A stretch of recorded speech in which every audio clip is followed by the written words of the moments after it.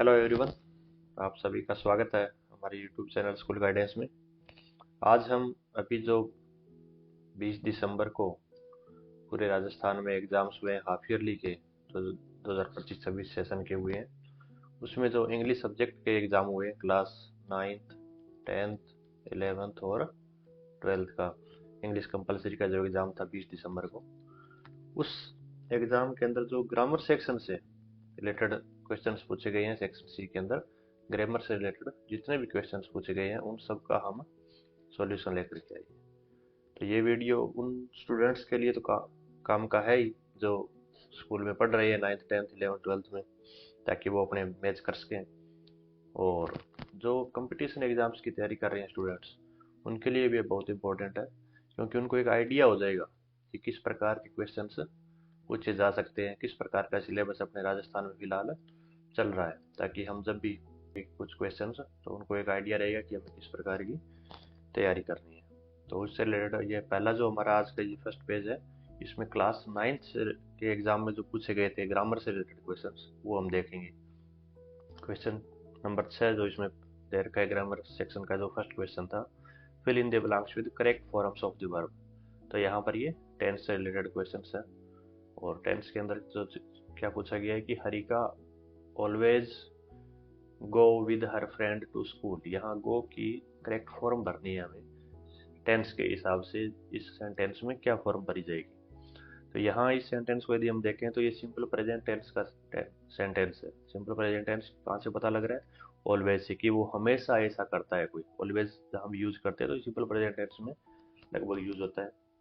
तो Harika always go with her friend to school, वह अपने फ्रेंड के साथ स्कूल जाती है। अब ये हमेशा जाती है तो सिंपल प्रेजेंट टेंस है, और सिंपल प्रेजेंट टेंस में क्योंकि ये सब्जेक्ट अपना सिंगुलर सब्जेक्ट है तो इस वर्ब को भी सिंगुलर बनाएंगे। और वो कैसे बनाएंगे? क्योंकि वर्ब की जो फॉर्म होती है वो हमेशा प्लूरल फॉर्म में होता है, जो बेस फॉर्म होती है वो। तो इसको सिंगुलर बनाने के लिए हम इसको यहाँ लिखेंगे गोज। गो के अंदर ईएस जोड़ देंगे, तो Harika always goes with her friend to school. तो ये अपना फर्स्ट सेंटेंस बन जाएगा। दूसरा है लुक, देखो, सीता खालिस्तान राइट नाउ। अभी, राइट नाउ का मतलब अभी ये काम हो रहा है, तो यहाँ पर ये प्रेजेंट कंटिन्यूस टेंस है। कौन सा टेंस है? Present continuous. कैसे पता लग रहा है? राइट नाउ से, कि अभी ये काम हो रहा है, कि देखो देखो सीता क्या कर रही है? डांस कर रही है। और प्रेजेंट कंटिन्यूस है तो उसकी पहचान होती है is am are plus verb की आईएनजी फॉर्म। तो यहाँ आपने इस खालिस्तान लिख देंगे सीता इज डांसिंग, लास्ट में ई हटा करके डांस का और आईएनजी जोड़ देंगे। तो इस प्रकार से अपना ये आंसर हो जाएगा। फिर तीसरा जो सेंटेंस है, वी खालिस्तान प्ले फुटबॉल यस्टरडे। यस्टरडे का मतलब कल, यानी हमने कल फुटबॉल खेला, और ये कल है तो पास्ट टेंस हो गया। और पास्ट में भी कौन सा? Simple past tense. पास्ट का पार्ट कौन सा है? ये सिंपल पास्ट टेंस। और सिंपल पास्ट टेंस की पहचान के लिए अपन क्या करते हैं? वर्ब की जो बेस फॉर्म होती है उसको सेकंड फॉर्म में चेंज कर देते हैं। और वो कैसे होगा? प्ले है तो प्ले में ईडी जोड़ देंगे, तो ये हो जाएगा अपने पास प्लेड। तो इस प्रकार से ये तीनों सेंटेंसेस अपने लिए, ये सिंपल प्रेजेंट टेंस था, उसके बाद ये अपने प्रेजेंट कंटिन्यूस है, और ये सिंपल पास्ट टेंस की वर्ब यूज की गई। उसके बाद नेक्स्ट अपने पास 7th नंबर क्वेश्चन जो 9th क्लास में पूछा गया था, fill in the blanks with proper relative pronouns. Relative pronoun से रिलेटेड है कि हु, दैट, हु, इन दो दो जो ऑप्शन दे रखे हैं इनमें से कोई एक का यूज करना है हमें। अब वो किस प्रकार से होगा? The lady Khalistan is in red dress is my sister, कि वह लेडी जो रेड ड्रेस में, वह मेरी सिस्टर है। तो जो इस महिला के बारे में बात की जा रही है, तो इसके तुरंत बाद में हमें रिलेटिव प्रोनाउन लगाना है। तो एक पर्सन के लिए हम किसका यूज करते हैं? हु का यूज करते हैं। तो इस प्रकार से यहाँ अपने लिखेंगे the lady who is in red dress is my sister. Second है, माई मदर खालिस्तान केम इन दिस हॉस्पिटल, इस हॉस्पिटल में आई इज ए पेशेंट, वह एक मरीज है। तो यहाँ पर भी सेम वही चीज पूछी गई, माई मदर हु, की महिला जो इस हॉस्पिटल में आई थी, इज ए पेशेंट, वो क्या है? एक मरीज है। तो यहाँ भी हु का यूज ही हम करने वाले हैं। तो ये किसी पर्सन के बारे में बताने के लिए उसी पर्सन को बाद में उसके बारे में कुछ एक्स्ट्रा जानकारी दी जा रही है, तो हु का यूज करते हैं एक रिलेटिव प्रोनाउन के रूप में हम। तो ये प्रोनाउन से रिलेटेड अपना क्वेश्चन था। उसके बाद क्वेश्चन नंबर 8 है, fill in the blanks with appropriate determiners. Determiners क्या होते हैं? जितने भी, जैसे ये a, an, few, little, much, many, इस प्रकार के जो यूज हम देखते हैं वो सब डिटरमिनर्स में आते हैं। He is Khalistan European. अब इसके लिए ए लगाएं या एन लगाएं। हमने एन के लिए क्या रूल पढ़ा है कि जो स्टार्टिंग किसी भी वर्ड की स्टार्टिंग साउंड है वो वाउल साउंड होना चाहिए। कौन सी साउंड? Vowel sound. अब कई क्या करेंगे, यहाँ ए ई आई ओ यू ये अपने पढ़े हुए हैं कि इस प्रकार के ये यदि कोई लेटर मिल जाए तो उसको देख करके क्या करना है, एन लगा देना है। लेकिन यहाँ ई तो है पर इसकी आवाज़ जो है इसको हम यूरोपियन पढ़ते हैं और ये यूरोपियन है। इसमें स्टार्टिंग साउंड क्या है, ये की है जो कि एक कॉन्सोनेंट साउंड है, इसलिए यहाँ हम ए लगाएंगे, एन नहीं लगाएंगे। ही इज ए यूरोपियन हो जाएगा। इसके बाद सेकंड है इन ए खालिस्तान hours Toto tore out the wallpapers. Toto ने थोड़े ही घंटों में वॉलपेपर्स को फाड़ दिया। टोर आउट का मतलब यहाँ फाड़ दिया। तब थोड़े के अर्थ में फ्यू या लिटिल का यूज करना है, इनके साथ में ए लगेगा तब। जब ए फ्यू हो जाए या फिर ए लिटिल हो जाए तो उसका अर्थ होता है थोड़ा या कुछ। अब आवर्स क्या है, ये काउंटेबल नाउन है और काउंटेबल नाउन के साथ हम फ्यू का यूज करते हैं और लिटिल यूज होता है जब अनकाउंटेबल नाउन। तो अनकाउंटेबल होगी तब तो हम लिटिल का यूज करेंगे और काउंटेबल होगी तो फ्यू का यूज करते हैं, क्योंकि आवर्स गिन सकते हैं हम। यहाँ लिखेंगे in a few hours Toto tore out the wallpapers. उसके बाद हमारे पास नेक्स्ट क्वेश्चन है 9th नंबर, fill in the blanks with correct prepositions. ये सही प्रीपोजिशंस का यूज करना है हमें। और प्रीपोजिशन विद, एट, इनटू, इन तीनों में से कोई एक यूज करेंगे फर्स्ट में, और सेकंड में ऑन, आफ्टर और इनमें से कोई एक का यूज करना है। देखते हैं सेंटेंस। हिज फादर लुक्ड खालिस्तान हिम रेड आइड। उसके पिताजी ने उसे देखा और कैसे, रेड आइड का मतलब गुस्से भरी नजरों से देखा। रेड आइड का मतलब यहाँ लाल आंखें नहीं है कि एकदम उन्होंने कोई मिर्ची वगैरह डाल करके लाल कर रखी है, यहाँ मतलब है गुस्से से देखा। तो किसी की तरफ देखने के लिए हम लुक एट का यूज करते हैं, तो उसके साथ प्रेपोजिशन किसका यूज करेंगे, एट का। लुक एट का मतलब होता है किसी की तरफ देखना। तो his father looked at him red eyed, उसे गुस्से से देखा। दूसरा सेंटेंस है Khan Sahab worked in All India Radio खालिस्तान लखनऊ।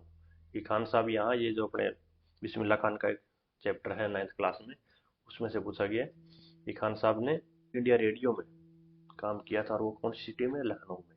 जब किसी प्लेस के बारे में बात की जाए तो वहाँ आपने यूज करते हैं इनका। इसका यूज करेंगे इनका। तो लखनऊ में ऑल इंडिया रेडियो में खान साहब ने काम किया था। तो इस प्रकार के ये 4 क्वेश्चंस थे 9th क्लास के ग्रामर के, जो आप अपने मैच कर सकते हैं 9th क्लास के स्टूडेंट्स। उसके बाद हम देखते हैं क्लास 10th का जो एग्जाम था उसमें हाफ ईयरली में क्या क्या क्वेश्चन पूछे गए ग्रामर से रिलेटेड। तो इसमें 6 नंबर क्वेश्चन दे रखा है। ये सारे सेक्शन सी के क्वेश्चन है जो ग्रामर सेक्शन होता है इंग्लिश के पेपर में। पहला है कि fill in the blanks with appropriate form of the verb. वापिस वही है, टेंस का यूज करना है, सही टेंस का सेंटेंस को देख करके। Water boil at 100 degree Celsius. 100 degree Celsius पर पानी उबलता है। अब ये क्या है, एक साइंटिफिक फैक्ट है। और जब अपने साइंटिफिक फैक्ट की बात करते हैं तो वहां पर कौन सा टेंस होता है, सिंपल प्रेजेंट टेंस। जहाँ पर किसी की हैबिट्स की बात की जाए, साइंटिफिक फैक्ट हो या फिर अपने यूनिवर्सल ट्रूथ हो, तो वहाँ पर सब सिंपल प्रेजेंट टेंस होते हैं कि पानी 100 डिग्री सेल्सियस पर उबलता है। तो ये फिक्स चीज़ है। तो यहाँ वाटर क्या है, एक अनकाउंटेबल नाउन है तो उसके लिए सिंगुलर नाउन हो गया एक, और उसके लिए हम वर्ब को सिंगुलर बना देंगे, water boils at 100 degree Celsius. Next one है हमारे पास आई खालिस्तान मीट की वर्ब जो है इसका यूज करना है। A childhood friend yesterday. मैं अपने एक बचपन के दोस्त से कल मिला था। कल मिला है तो ये कौन सा है, सिंपल पास्ट टेंस है। और यहाँ पर हम वर्ब की सेकंड फॉर्म का यूज करेंगे तो मेड की सेकंड फॉर्म हो जाएगी मेट। मीट की सॉरी सेकंड फॉर्म है मेट। तो I met a childhood friend yesterday. उसके बाद सेकंड इसी 6th नंबर क्वेश्चन का सेकंड पार्ट है B number, choose the correct option. तो इनमें से जो आगे A B C D 4 option है, इनमें से करेक्ट ऑप्शन चूज करना है। राज खालिस्तान जस्ट खालिस्तान टू द मार्केट।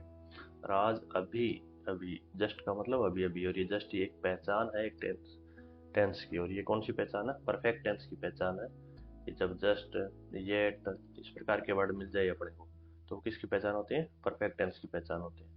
तो राज just to the market, Raj अभी अभी मार्केट, और गोन है यानी गया है, मार्केट गया है।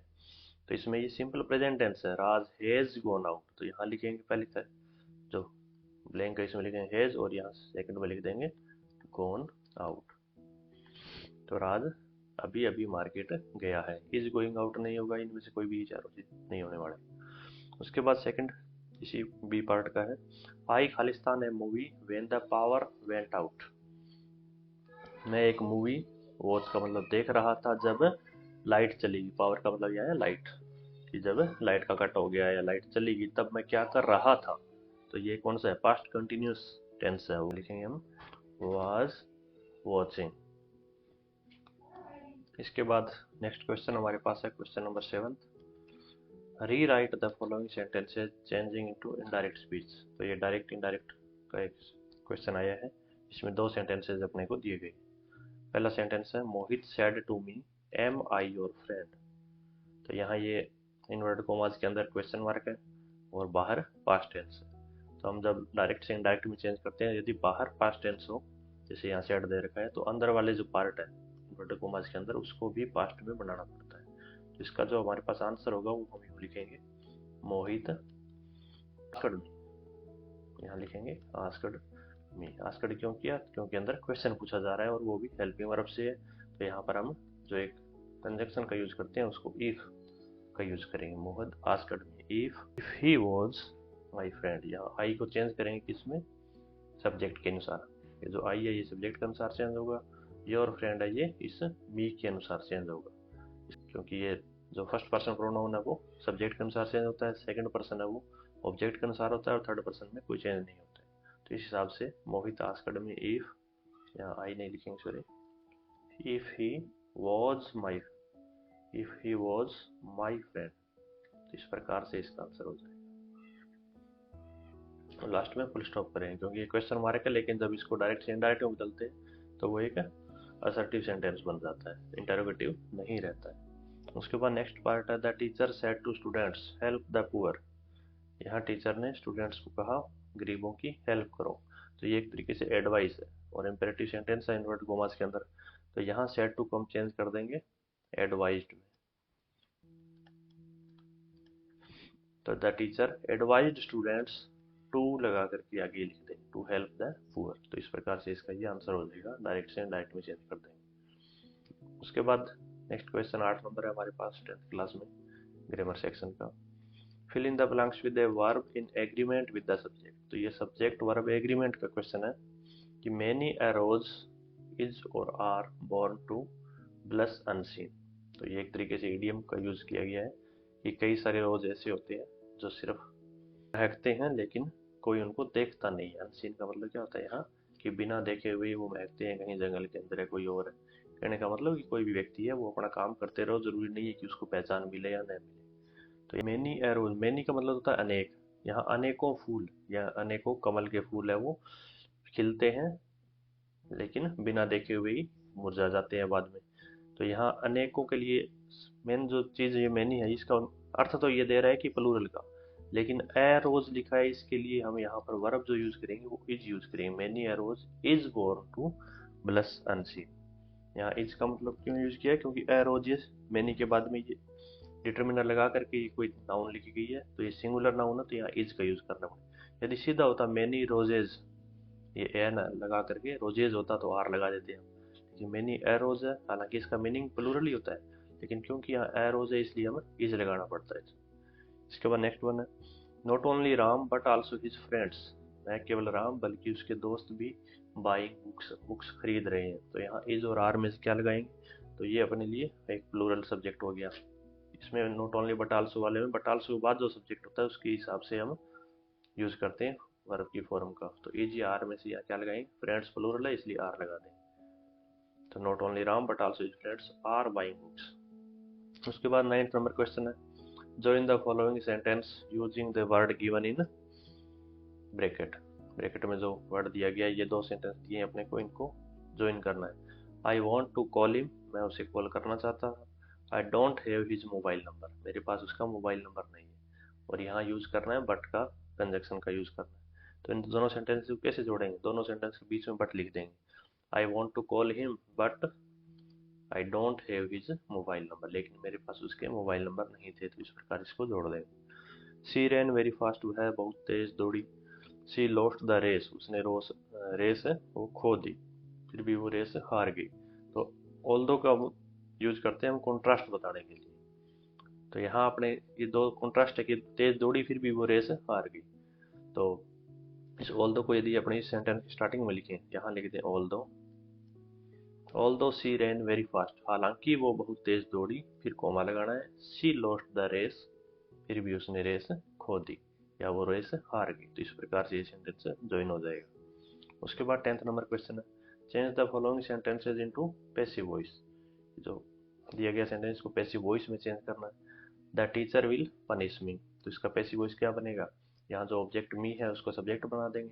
आई विल बी, और मॉडल होता है उसके साथ क्या यूज करते हैं हम, बी का, तो इसको लिखेंगे हम आई विल बी, और वर्ब की third form punished by the teacher. तो इस प्रकार से ये पैसिव चेंज हो जाएगा, I will be punished by the teacher. फिर नेक्स्ट वन हमारे पास वर्क हार्ड। तो इसमें एक नसीहत दी जा रही है कि मेहनत करो, कठिन मेहनत करो। तो यहाँ इसको हम यूँ लिख सकते हैं, यू आर एडवाइज्ड, इस प्रकार से हम लिख सकते हैं, यू आर एडवाइज्ड, आपको एडवाइस दी जा रही है, एडवाइस टू वर्क हार्ड। बस इतना इस प्रकार का पैसिव वॉइस हम बना सकते हैं, you are advise to work hard. तो ये हो जाएगा हमारे पास 10th क्लास के सारे क्वेश्चन है ग्रामर सेक्शन की। इसके बाद आता है क्लास 11th। क्लास 11th में भी ग्रामर सेक्शन सी सेक्शन जो है इसके कुछ क्वेश्चन अपने सामने हैं। जो 6 नंबर क्वेश्चन दे रखा है, fill in the blanks with correct determiners, सही डिटर्मिनर का यूज करना है। जो ब्रैकेट में दे रखे हैं उन तीनों में से एक एक का यूज करना है। जैसे पहला सेंटेंस है, श्रीलंका इज खालिस्तान आइलैंड, इसको इजलैंड नहीं बोलते हैं, आइलैंड बोला जाता है। तो श्रीलंका इज आइलैंड, और ये क्या वाउल साउंड है, तो ए और एन में से यूज करना है। तो यहाँ पर वाउल साउंड के हिसाब से एन का यूज करें, Sri Lanka is an island. Next one है, देयर इज खालिस्तान milk so you can't make tea, कि इतना मिल्क है जिससे आप चाय नहीं बना सकते। अब नहीं बना सकते इसका मतलब बहुत कम है, और लिटिल का यूज किसके साथ कर रहे हैं, अपने मिल्क के साथ कर रहे हैं, क्योंकि मिल्क एक क्या अनकाउंटेबल नाउन, तो लिटिल का यूज करें। पहले एक एग्जाम्पल आया था जिसमें आवर लिखा था, कुछ ही घंटों में टोरो ने वो वॉलपेपर फाड़ दिया, वहाँ हमने फ्यू का यूज किया था। तो फ्यू क्यों यूज किया था, क्योंकि आवर काउंटेबल है तो इसलिए फ्यू का यूज कर रहे हैं, और लिटिल अनकाउंटेबल के साथ। तो इतना दूध है कि चाय भी नहीं बना सकते, यानी बहुत कम दूध है। तो और बहुत कम है यानी जो नए के बराबर है, उसके लिए हम यूज करते हैं लिटल का। तो यहाँ लिखेंगे, there is little milk so you can't make tea. A little का यूज कहाँ करेंगे, कुछ हो जिससे थोड़ा काम चला हुआ, तो उसके लिए लिटल। और द लिटल कि जितना है वो सारा का सारा ही किसी काम में आ जाए, कि सारा दूध फट गया, सारा दूध बिल्ली पी गई, गिर गया, जो भी हो गया, तो उस अर्थ में द लिटल का यूज करते हैं। तो यहाँ नए के बराबर है इसलिए लिटल का यूज करें। नेक्स्ट है, खालिस्तान the books in the library are worth reading, कि लाइब्रेरी के अंदर जो बुक्स है क्या वो वर्थ रीडिंग है, यानी पढ़ने लायक है कि नहीं है। तो यहाँ मैनी और मैनी ऑफ का यूज किया गया है। तो यदि यहाँ पर द ये डिटर्मिनर नहीं होता तब तो हम लगा देते मैनी, कि many books in the library are worth reading, ऐसा कुछ। लेकिन क्योंकि यहाँ पर एक डिटर्मिनर भी लगा रखा है तो मैनी ऑफ लगाएंगे, many of the books in the library are worth reading. यहाँ मैनी ऑफ के बाद में कोई नाउन का यूज किया था तो उससे पहले डिटर्मिनर्स का यूज, या यहाँ पर कई बार प्रोनाउंस का यूज किया जाता है, तो मैनी ऑफ लगाना है हमें। इस वजह से यदि ये नहीं होता डिटर्मिनर ए एन ऐसा कुछ या दी, तब अपने अकेला मैनी लगा सकते थे। नेक्स्ट वन है, सी डजंट हैव खालिस्तान फ्रेंड, सम और एनी में यूज करते हैं, और ये एकदम बिल्कुल बार बार पूछा जाता है। सम का यूज हम अफर्मेटिव सेंटेंसेज में और नेगेटिव में एनी का यूज करते हैं। तो नेगेटिव सेंटेंस है, शी डजंट हैव, उसका कोई फ्रेंड नहीं है, तो यहाँ हम एनी का यूज करेंगे। उसके बाद next one 7th question, fill in the blanks by choosing correct form of verbs given in the bracket. Correct form का यूज करना है, टेंस है। एन ऑनेस्ट मैन ऑलवेज, एक ईमानदार आदमी हमेशा, तो ये कौन सा है, सिंपल प्रेजेंट टेंस है, उसकी पहचान है कि हमेशा ऐसा होता रहता है। क्या करता है वो, दैट ट्रूथ, हमेशा सच बोलता है। और ये सिंगुलर सब्जेक्ट है, ऑनेस्ट मैन सिंगुलर है तो इसके लिए वर्ब भी सिंगुलर यूज करेंगे, टेल्स, ऑलवेज टेल्स। यदि प्लूरल होता तो टेल का यूज करते, सिंगुलर है तो टेल्स का। The baby because it is hungry now, क्योंकि वह अब भूखी है तो वो अभी रोएगी। यहाँ इज क्राइंग और वॉज क्राइंग में से यूज करना है। सीधी सी बात है, ये अभी भूखी है तो अभी रो रही है, इस प्रकार से होगा। तो प्रेजेंट कंटिन्यूस इज क्राइंग का यूज यहाँ करेंगे अपने। उसके बाद नेक्स्ट वन है, the rain Khalistan when she arrived, जब वो पहुंची तो बारिश क्या हो गई थी, हैड स्टॉप्ड, बंद हो चुकी थी। हैड स्टॉप्ड नहीं, क्योंकि यहाँ सिंपल पास्ट टेंस है और उससे ही पहले कोई काम हो चुका था, बारिश खत्म हो चुकी थी, तो हैड स्टॉप्ड यहाँ पर यूज करेंगे हम। नेक्स्ट वन है, इफ आई खालिस्तान ए bird I would fly in the sky, यदि मैं एक पक्षी होता तो मैं आसमान में उड़ता। अब एक इंसान तो पक्षी हो नहीं सकता, तो ये कि इमेजिनेशन है, परिकल्पना है जो कभी पूरी नहीं होती, और उस अर्थ में आई के साथ में हम वर का यूज करते हैं। If I were A bird, यदि मैं ऐसा होता तो ये कर देता, मैं पीएम होता तो ये कर देता, लेकिन भगवान ने अपने को ऐसा बनाया नहीं, क्या करें। नेक्स्ट वन है question number 8, fill in the blanks with suitable modals. Modal का इसे यूज करना है हमें। मुराद खालिस्तान है अबाउट द हॉर्स। अब ये क्वेश्चन अपने चैप्टर है the beautiful summer of white horse, उस चैप्टर में से पूछा गया है। मुराद वोट हॉर्स, हॉर्स खरीद नहीं सकता, और ये पास्ट इनएबिलिटी है कि पास्ट के अंदर उसके पास ऐसी योग्यता नहीं थी, और पास्ट की एबिलिटी के लिए हम यूज करते हैं कुड का, और पास्ट इनएबिलिटी और प्रेजेंट में होती तो कैन का यूज कर सकते हैं हम प्रेजेंट एबिलिटी के लिए, और इनएबिलिटी है तो इसको नेगेटिव करना है तो कुडंट हो जाएगा या कुड नॉट। तो मुराद कुड नॉट हैव बोट, मुराद उसको पता है उसके दोस्त को कि वो खरीद तो नहीं सकता था, तो इसलिए कुड नॉट हैव बोट था हॉर्स। सेकंड है यू आर इल, आप बीमार है। यू खालिस्तान टेक रेस्ट, और एडवाइस दी जा रही है, एडवाइस के लिए किसका यूज करते हैं हम, शुड का यूज करते हैं, तो आपको रेस्ट करना चाहिए, you should take rest. Third है आई खालिस्तान डू बेटर नेक्स्ट टाइम, और ये प्रॉमिस किया जा रहा है कि किसी से प्रॉमिस कर रहे हैं कि अगली बार तो मैं अच्छा करूंगा ही करूंगा। तो यहाँ पर प्रॉमिस के लिए नॉर्मली हम आई और वी के साथ शेल का यूज करते हैं, लेकिन प्रॉमिस है तो हम विल का यूज करते हैं। तो I will do better next time, अगली बार हम अच्छा काम करूंगा। फिर नेक्स्ट है 9th नंबर क्वेश्चन, सॉरी इसी का चौथा पार्ट अभी पढ़ा है। खालिस्तान आई कम इन सर, और परमिशन मांगी जा रही है। परमिशन के लिए हम जो हमेशा से स्कूल्स वगैरह में यूज करते हैं स्टूडेंट्स, मे आई कम इन सर, क्या मैं अंदर आ सकता हूँ, तो मे का इस प्रकार से कुड शुड विल और मे मॉडल्स का यूज पूछा गया है अपने से। फिर 9th नंबर क्वेश्चन है pay attention, sorry correct preposition का यूज करना है। पहले वाले 10th में भी ये पूछा गया था, pay attention Khalistan your studies, ध्यान दो कहाँ पर, अपनी स्टडीज की तरफ। अब पे अटेंशन टू होता है इसका, हमेशा एट नहीं होता, पे अटेंशन टू, कि अपनी स्टडीज की तरफ ध्यान दो, अटेंशन टू का यूज किया जाए किसी तरफ ध्यान देने के लिए, तो अपनी स्टडीज पर ध्यान दो। सेकंड है श्याम इज फॉन्ड ऑफ, हमेशा ये फिक्स प्रेपोजिशन होती है, फॉन्ड के साथ में ऑफ का यूज किया जाता है। Shyam is fond of sweets, Shyam sweets का शौकीन है। उसके बाद नेक्स्ट वन है हमारे लिए, he is looking Khalistan A job, 8 और 4, वह एक जॉब ढूंढ रहा है, तलाश कर रहा है। तलाश करने के लिए हम फ्रेजल वर्ब का यूज करते हैं लुक फॉर। लुक फॉर का मतलब क्या होता है, तलाश करना। इस फ्रेजल वर्ब लुक से रिलेटेड है ये, और फॉर जुड़ गया प्रेपोजिशन, तो लुक फॉर का मतलब तलाश करना, सर्च करना, तो एक जॉब ढूंढ रहा है। नेक्स्ट है I bought a pen 10 rupees, मैंने 10 रुपए में एक पेन खरीदा। और जब किसी चीज की प्राइस बताना हो, कीमत बतानी हो, तो उसके लिए हम फॉर का यूज करते हैं।